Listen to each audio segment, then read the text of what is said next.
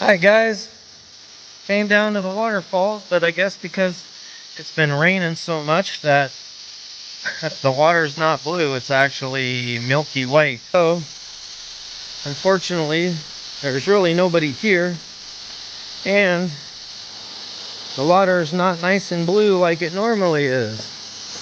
But you can normally swim all in this area down to here,